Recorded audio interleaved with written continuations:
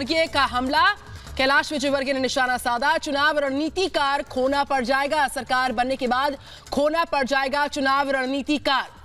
तो देखिए, प्रशांत किशोर ने जिस तरीके से ट्वीट किया था और कहा था कि बीजेपी विधानसभा चुनाव में दहाई का आंकड़ा भी नहीं छू पाएगी और अगर बीजेपी दहाई का आंकड़ा छू लेती है तो मैं इस्तीफा दे दूंगा। हमारे साथ कैलाश विजयवर्गीय जी खुद जुड़ गए हैं, सीधे उनका रुख करेंगे। कैलाश विजयवर्गीय जी, जिस आत्मविश्वास के साथ प्रशांत किशोर कह रहे हैं कि बीजेपी दहाई का आंकड़ा भी नहीं छू पाएगी, ऐसा लगता है कि जो जनसैलाब पिछले 2 दिन में पश्चिम बंगाल में देखा गया शायद उन्होंने देखा नहीं। लेकिन आप क्या जवाब देंगे उनको, कहिए रिपब्लिक भारत के जरिए।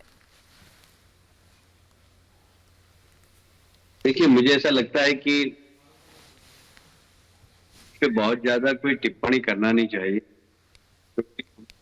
कार्यकर्ता हैं, वो बिजनेस और उनका सोचने का तरीका अलग, हमारा सोचने का तरीका। इसलिए हम ग्राउंड में काम कर रहे हैं, तो में 6 साल से हमारी काम कर रहे हैं और मुझे लगता है कि हमने पोलिंग बूथ तक काम किया इसके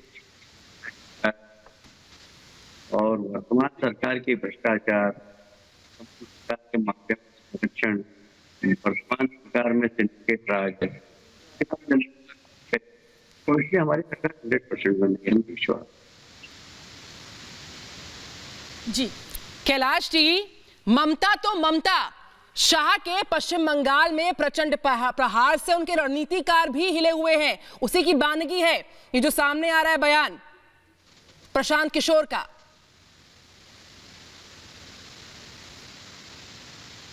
नहीं, मैं क्या कह रहा हूँ कि वो व्यवसायी हैं, हम राजनीति करते हैं।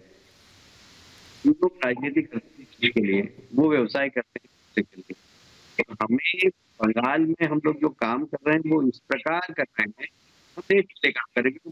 सीमावर्ती प्रांत है, यहाँ पर घुसपैठियों का खतरा है, यहाँ से आतंकवादी का खतरा है, यहाँ से अवैध हथियार आती है, यहाँ से करेंसी आती है। देश की आंतरिक के लिए खतरा, और इसलिए हमारा सिर्फ सरकार बनाना, मुख्यमंत्री बनाना नहीं है, देश आंतरिक सुरक्षा से बचाना भी। और इसलिए हमारा उद्देश्य अलग है, उसका उद्देश्य अलग है। इसलिए बहस का मुद्दा नहीं है। और राजनेता की क्या बहस हो सकती है इसमें? हमारा कॉन्फिडेंस ये कि हमने जमीन पे काम किया है, हमारे कार्यकर्ताओं ने बलिदान किया, लगभग 300 से ज्यादा कार्यकर्ता मारे गए हैं, राजनीति हम संघर्ष कर रहे हैं। तो प्रोफेशनल टीम आ जाए और वो एक बार घोषणा करते हैं कि जिताएंगे, तो मैं समझता हूँ कोई तुलना नहीं, राजनीतिक कार्यकर्ता की व्यावसायिक तुलना। कैलाश जी, पश्चिम बंगाल में बीजेपी की सुनामी की और कौन सी तस्वीर देखना बाकी है? ममता बनर्जी को, उनके रणनीतिकारों को, लेकिन इन सब के बावजूद भी देखिए कितनी बड़ी विडंबना है कि इस तरीके की बयानबाजी सामने आती है। और विजयवर्गीय जी, जो बयान आपका सामने आया, जो बीजेपी का प्रचंड प्रहार हमने कल देखा, परसों देखा, चाहे मेदिनीपुर हो या फिर कल की तस्वीर हो, ये बताने दर्शाने के लिए काफी है कि ये नया बंगाल है और नया बंगाल चाहे दीदी हो या उनके रणनीतिकार हो, उनको स्वीकार नहीं करेगा, उनको स्वीकारेगा नहीं। ये तस्वीरें दिखाने के लिए बहुत है जो कल और परसों हमने देखी पश्चिम बंगाल से।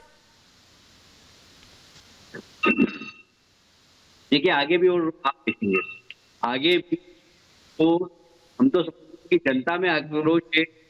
ममता जी और उनके रणनीतिकारों की रणनीति के कारण पार्टी में भी जबरदस्त, पार्टी में विरोध, फाइटिंग चल रही है। तो अब उन्हें समझ में नहीं आ रहा है। बिल्कुल।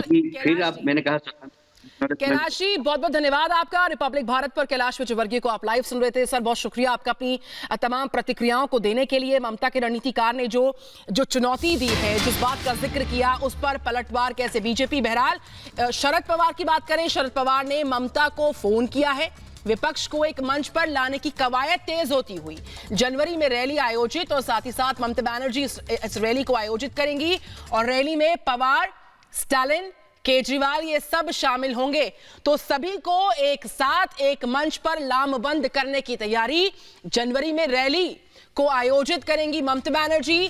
पूरे विपक्ष को एक मंच पर लाने की कवायद तेज होती हुई केजरीवाल इस मंच पर होंगे। जो कयास है, जिस तरीके से जानकारी सामने आ रही है, जो कोशिशें जारी हैं, स्टालिन होंगे।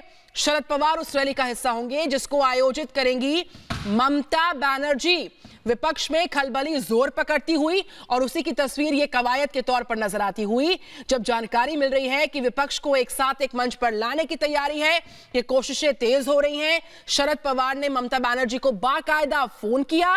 विपक्ष को एक मंच पर लाने की कवायद का एक अहम पड़ाव इस फोन कॉल को हम मान सकते हैं कि जनवरी में एक आयोजित रैली होगी ममता बनर्जी द्वारा।